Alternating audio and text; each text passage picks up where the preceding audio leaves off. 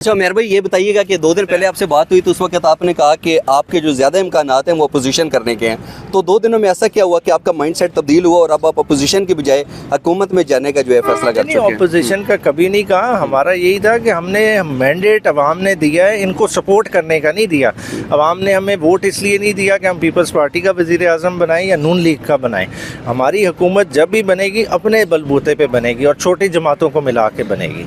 अभी जिस तरीके से फार्म 45 की बात की जा रही है, अगर उसके जो नतायज है उसको सामने रखा जाए तो फिर क्या आपको वैसे ज़रूरत है किसी छोटी जमात को? हमारा 185 का नंबर बनता है, मगर फिर भी जमहूरियत का हुस्न ये होता है कि आपका नंबर पूरा भी हो, आप छोटों को तब भी साथ लेके चलते हैं। देखिए मुल्क की इकाई है, अगर हम बलूचिस्तान वाली साइड पे कमज़ोर है तो हमें बलूचिस्तान से और लोगों को साथ लेना चाहिए, सिंध से लोगों को लेना चाहिए, ताकि हर किसी का, देखें फेडरल गवर्नमेंट है, फेडरल गवर्नमेंट तमाम सूबों का कॉम्पोजिशन होता है, उसमें कभी भी एक सूबे की इजारादारी नहीं होनी। जो आज़ाद उम्मीदवार थे क्या वो पाकिस्तान तहरीक इंसाफ में शामिल हो सकते हैं या किसी दूसरी जमात के साथ? देखिए दूसरी जमात जो हमारे वाले हैं वो तो हमारे कहने पे जहाँ हम शामिल कराएंगे वहाँ शामिल होंगे, वो इंशाल्लाह ताला शाम में ये ऐलान करेंगे। खान साहब ने उस पर डिसीजन ले लिया। लेकिन क्या तहरीक इंसाफ में भी शामिल हो सकते हैं? नहीं, अभी टाइम बीइंग के लिए हम तहरीक इंसाफ में नहीं शामिल कर ले। अगर शामिल करते हैं तो किस तरह के नुकसान होंगे? मतलब हमारे रिजर्व सीटों का मसला बन जाएगा, बाकी कोई नुकसान नहीं है। तो इसलिए रिजर्व सीट का इम्पैक्ट आएगा जब सेनेट का इलेक्शन होने जा रहा है 11 मार्च को, उसमें समझे सीधा सीधा हमें 5 सीटों का फ़र्क खाली KPK में पड़ेगा।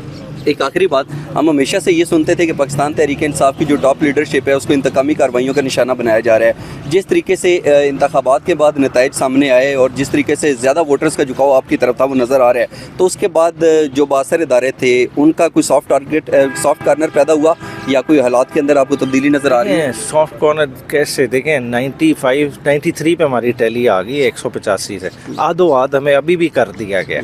तो कोई नहीं, ये तो साथ साथ चलता रहता है, मगर हमने ब्रॉडर पिक्चर को देखना है कि देखें इस इलेक्शन प्रोसेस ने किया क्या है कि पूरी कौम को इकट्ठा कर दिया एक कॉज के लिए कि हम ज़हनी तौर पे हमें आज़ाद कर दिया। तो अब उस चीज़ को हमने उसको यूटिलाइज़ करना है नेशन बिल्डिंग के लिए, इकोनॉमिक बिल्डअप के लिए, कि मुल्क उस तरफ जाए। पॉलिटिकल स्टेबिलिटी को, इंस्टेबिलिटी को अब ख़त्म होना पड़ेगा।